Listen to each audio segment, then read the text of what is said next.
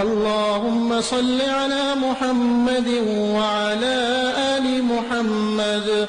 اعوذ باللہ من الشیطان الرجیم. بسم اللہ الرحمن الرحیم. اللهم نور قلوبنا بالقرآن وزین اخلاقنا بالقرآن ونجینا من النار بالقرآن وادخلنا فی الجنت بالقرآن. تمام تعریف اس رب کائنات کی جس نے لفظ کن سے تمام کائنات کی تخلیق فرمائی اور انسان کی رہبری کے لیے سرور کائنات ساری کائنات کے مرکز عقیدت یتیموں کا ماوا سید ابرار و اخیار احمد مجتبی محمد مصطفیٰ صلی اللہ علیہ وسلم کو ہم میں مبعوث فرمایا. اللہ تبارک و تعالیٰ کا لاکھ لاکھ شکر و احسان ہے کہ اس نے اپنے خاص فضل و کرم سے ہمیں اپنے پیارے محبوب دانائی غیوب صلی اللہ علیہ وسلم کی امت میں پیدا فرما کر ہر طرح کی نعمتوں سے نوازا. الحمدللہ ثم الحمدللہ. بڑی خوش نصیبی کی بات ہے کہ آل رسول اولاد غوث اعظم شہزادہ حضور شہید راہ مدینہ پیر طریقت رہبر راہ شریعت حضرت علامہ مولانا سید معین الدین اشرف الجیلانی کے دست کرم پر اس مدرسے کا سنگ بنیاد رکھا گیا تھا اور آج پھر حضور معین المشائخ کے زیر سایہ تفسیر قرآن اور درس قرآن کا آغاز ہو رہا ہے. قول محمد قول خدا فرمان نہ بدلا جائے گا. ہے قول محمد بدلے گا زمانہ لاکھ مگر قرآن نہ بدلا جائے گا. وہ معزز تھے زمانے میں مسلمان ہو کر وہ معزز تھے زمانے میں مسلمان ہو کر ہم خار ہوئے تاریخ قرآن ہو کر. اسلام کی فطرت میں قدرت نے لچک دی ہے تم جتنا ہی دباؤ گے اتنا ہی ابھرے گا. برادران ملت اسلامیہ، میں بحیثیت طالب علم اساتذہ کے زیر سایہ حضور معین المشائخ کے قدموں کے دھول کو چومتے ہوئے اپنے گفتگو کا آغاز کر رہا ہوں. قرآن پاک صرف ایک موضوع نہیں ہے بلکہ عناوین اور موضوعات کا ایک بحر ناپیدا کنار ہے. قرآن پاک کے تعلق سے اتنے عناوین ابھرتے ہیں کہ اگر ہم اسے انتخاب بھی کرنا چاہیں تو یقیناً بہت مشکل ہوگی کہ ہم کیا بیان کریں اور کیا بیان نہ کریں. قرآن مجید کے فضائل و مناقب، قرآن پاک کے انداز دعوت و تبلیغ، قرآن پاک کے علمی تصور اور قرآن پاک کے کائناتی اور آفاقی پیغام کو سمجھنے کے لیے ایک زندگی چاہیے. قرآن پاک کے کسی ایک گوشے پہ کام کرتے ہوئے ارباب علم کی زندگیاں گزر گئی ہے. آج لاکھوں کی تعداد میں کروڑوں صفحات پر مشتمل قرآن پاک کے تفاسیر اور قرآن پاک کے اعجاز پر کتابوں کا ایک سمندر ہے جو ہمارے سامنے ہے.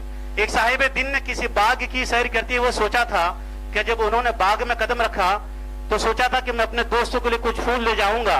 چند خوبصورت پھول انہوں نے اپنے دامن میں سجائے اور دامن بھرتے رہے یہاں تک کہ باغ میں ایک ایسا مقام آیا کہ جب اس باغ کے حسن نے ان کے ہوش و حواس گم کر دیے تو وہ عالم جذب و مستی میں آ کر اپنے ہاتھ سے دامن چھوڑ بیٹھے.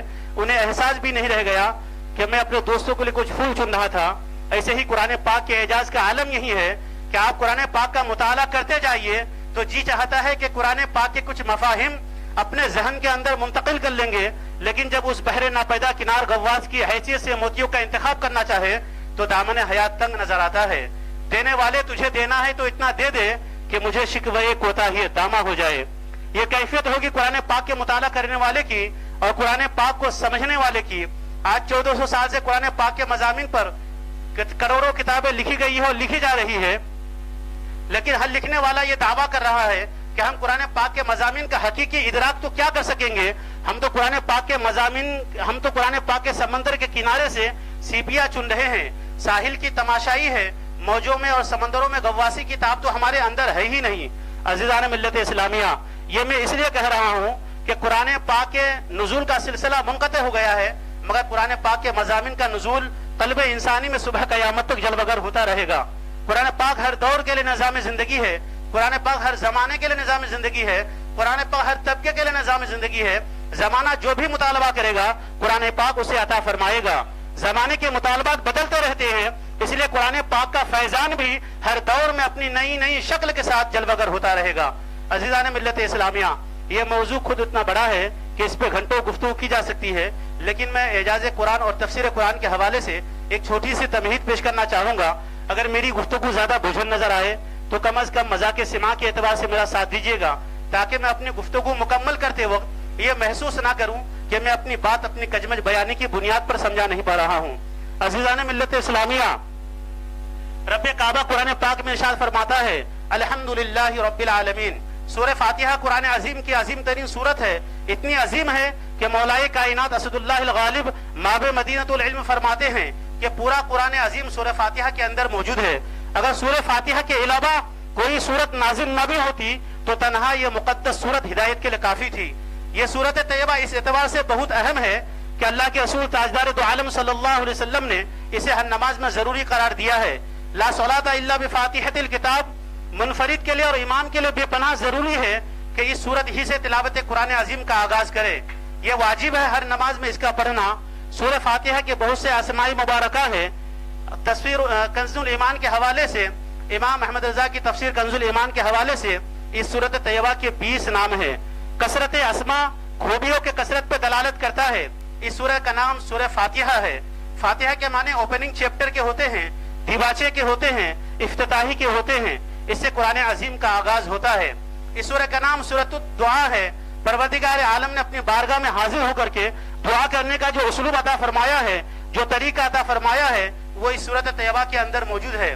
دعا کرنے والا اپنے لفظوں میں جس طرح چاہے دعا کرے، درخواست پیش کرنے والا اپنے لفظوں میں جس طرح چاہے پیش کرے، مگر جب قبول کرنے والا آداب دعا اور الفاظ دعا فرمائے تو رد ہونے کے امکانات نہیں ہوتے۔ اس سورہ کا نام سورۃ الکنز ہے۔ یہ سورت مضامین اور مفاہیم کے بحر ناپیدا کنار کو اپنے اندر سمیٹے ہوئے ہوتے ہیں۔ اتنی خزانے ہیں کہ وقت نزول سے لے کر آج تک کروڑوں صفحات میں اس کی تفسیر کی گئی، نہ اس کا حق ادا کیا گیا ہے اور نہ قیامت تک کیا جا سکے گا۔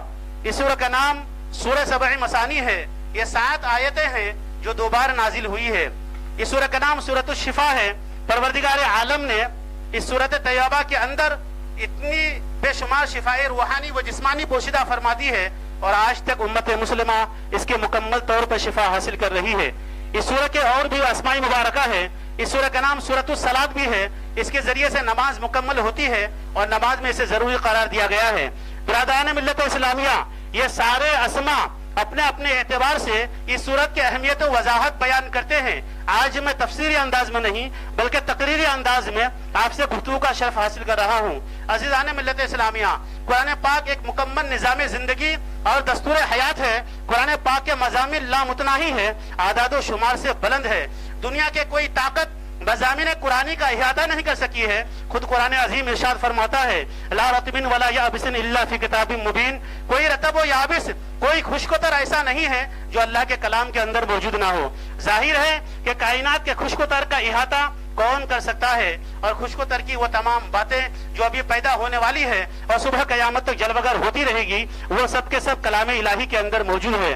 مولا کائنات ایک مقام پہ ارشاد فرماتے ہیں کہ اگر میری اونٹ کی نکل غائب ہو جائے تو بھی میں اللہ کے مقدس کلام سے اور کتاب الہی سے تلاش کر لوں گا۔ برادران ملت اسلامیہ، قرآن عظیم کا یہ دیباچہ ہے سورہ فاتحہ۔ قرآن عظیم کا دیباچہ ہے۔ اللہ تبارک و تعالیٰ نے قرآن عظیم نازل فرمایا تو سورہ فاتحہ بھی نازل فرمائی کہ اللہ کے مقدس کلام کو پڑھنے والا سورہ فاتحہ کے ذریعے سے یہ جان لیں کہ اللہ کے مقدس کلام میں جو کئی ہزار آیات کا مشتمل ہے، کون سے مضامین ہے، کون سے احکامات ہے، کتاب الہی ہمیں کس بات کی دعوت دیتی ہے اور اللہ کا مقدس کلام ہمیں کس نظام زندگی کی طرف بلاتا ہے۔ یہ ساری باتیں 7 جملوں کے اندر ہے، 7 سینٹنس کے اندر ہے۔ ابھی آپ دیکھیں گے اور محسوس کریں گے کہ اللہ تبارک و تعالیٰ نے اس سورت طیبہ کے اندر اتنے مضامین سمیٹ دیے ہیں کہ صبح قیامت تک فکر انسانی اس بحر ناپیدا کنار میں گوتے لگاتی رہے گی اور آبتا اور موتیاں حاصل کرتے رہے گی۔ پھر بھی اسے اعتراف کرنا ہوگا کہ ہم نے سورہ فاتحہ کے تمام برکات کو حاصل نہیں کیا ہے اور تمام مضامین کا احاطہ نہیں کیا ہے۔ عزیزان ملت اسلامیہ، اب آئیے ہم اور آپ اس سورت طیبہ کو سمجھنے کی کوشش کریں۔ کتاب کا آغاز الحمدللہ رب العالمین، تمام تعریف اللہ کے لیے جو تمام عالموں کا پروردگار ہے، جو تمام عالموں کا پالنے والا ہے۔ الحمدللہ یہ جملہ قرآن پاک کی پہلی آیت بھی ہے، پہلا جملہ بھی ہے، ہماری کلچر کا حصہ بھی ہے، ہماری تمدن کی علامت بھی ہے، اللہ کا ذکر بھی ہے، اللہ کا شکر بھی ہے، اللہ کی حمد بھی ہے، اللہ کی تعریف بھی ہے۔ جو کچھ ہے سب اللہ الحمدللہ کے اندر ہے۔ آپ کو کوئی کامیابی ملتی ہے تو کہتے ہیں الحمدللہ، آپ کو کوئی نعمت ملتی ہے تو کہتے ہیں الحمدللہ، آپ کو کوئی کامیابی ملتی ہے تو کہتے ہیں الحمدللہ، آپ کو کوئی نعمت ملتی ہے تو کہتے ہیں الحمدللہ۔ ظاہر سی بات ہے کہ حمد الہی ہماری کلچر کا حصہ ہے، ہمارے تمدن کی علامت ہے، اللہ کا ذکر ہے، اللہ کا شکر بھی ہے، اللہ کی تعریف بھی ہے، یہ ساری باتیں الحمدللہ کے اندر موجود ہے۔ آپ پورے قرآن میں دیکھیں، ایک نہیں ہزاروں مقامات پر حمد الہی کا تذکرہ کیا گیا ہے۔ احادیث کا دامن حمد الہی سے بھرا ہوا ہے، اور کبھی کبھی تو ایک مرتبہ حمد کرنے کے نتیجے میں میزان بھر دیا جاتا ہے اور جنت کی نعمتوں سے نواز دیا جاتا ہے۔ اللہ کے رسول صلی اللہ علیہ وسلم ارشاد فرماتے ہیں کہ جس نے ایک مرتبہ کہا الحمدللہ، اللہ اکبر، میزان پر اس کے اعمال وزنی ہو جائیں گے اور وہ جہنم کے عذاب سے بچا لیا جائے گا۔ عزیزان ملت اسلامیہ، اب آئیے ہم اور آپ اس کا ترجمہ سماعت کریں اور اس کی تشریح۔ الحمدللہ، تمام تعریف اللہ کے لیے ہے، تمام عظمتیں اللہ کے لیے ہے، ہر طرح کی بزرگی اللہ کے لیے ہے۔ وہی مالک الملک ہے، وہی سبوح و قدوس ہے، وہی رب ذوالجلال ہے، وہی مالک ہے، وہی رب ہے، وہی حمید ہے، وہی محی ہے، وہی ممیت ہے، وہی حیات دینے والا ہے، وہی نقصان دینے والا ہے، وہی نفع دینے والا ہے۔ جتنی بھی صفات الہیہ ہے سب اس حمد پاک کے اندر موجود ہے، اور صفات الہیہ لامتناہی ہے، اس کی کوئی تعداد نہیں ہے، اس کا کوئی شمار نہیں ہے۔ 99 اسماء مبارکہ جو باضابطہ طور پر موجود ہے احادیث مبارکہ میں اور قرآن عظیم سے ماخوذ ہے، وہ تو صرف ذکر کے لیے ہے اور عبادت کے لیے ہے، ورنہ حقیقت تو یہ ہے کائنات کا ذرہ ذرہ اپنے اپنے لہجے اور اسلوب میں رب تبارک و تعالیٰ کی تسبیح کرتا ہوا نظر آتا ہے۔ شیخ سعدی فرماتے ہیں، ہر گیا ہے کہ زمین رویت وحدہ لا شریک لہو می گویت، برگ درختان سبز در نظر ہوشیار، ہر ورق دفتر معرفت کردگار، وفی کل شیء لہو آیت تدل علی انہ واحد۔ کائنات کا ذرہ ذرہ رب تبارک و تعالیٰ کی تسبیح کرتا ہوا نظر آتا ہے۔ اللہ تبارک و تعالیٰ کی تسبیح آسمان کے فرشتے کرتے ہیں، رب تبارک و تعالیٰ کی تسبیح موسموں کا انداز کرتا ہے، دریاؤں کی مچھلیاں کرتی ہیں، دریاؤں کی موجیں کرتی ہیں، درختوں کے پتے کرتے ہیں، ہر شے اللہ تبارک و تعالیٰ کا ذکر کرتی ہے، ہر شے اللہ تبارک و تعالیٰ کی حمد کرتی ہے۔ آپ اندازہ فرمائے کائنات کے تمام حمد کو جمع کیا جائے تو دنیا میں کوئی ایسا دفتر نہیں ہے جس میں سمیٹا جا سکے، نہ کوئی ایسا قلم ہے جس کے ذریعے سے لکھا جا سکے۔ خود ارشاد فرمایا جاتا ہے کہ دنیا کے تمام سمندروں کو روشنائیوں میں تبدیل کر دیا جائے اور تمام درختوں کو قلم میں تبدیل کر دیا جائے تو بھی ذکر الہی اور حمد الہی ممکن نہیں ہے۔ وآخر دعوانا الحمدللہ رب العالمین۔ السلام علیکم۔ سبحان اللہ، ماشاء اللہ۔ نہ ہو ممتاز قرآن کیوں دنیا کی کتابوں میں، نہ ہو ممتاز قرآن کیوں دنیا کی کتابوں میں۔ نعرے تکبیر، نعرے رسالت، علماء اہل سنت، علماء اہل سنت۔ سبحان اللہ، ماشاء اللہ۔ اس مسجد کے خطیب و امام حضرت مولانا مظہر الزماں کو پھولوں کا ہار حضور معین ملت نے پیش کیا۔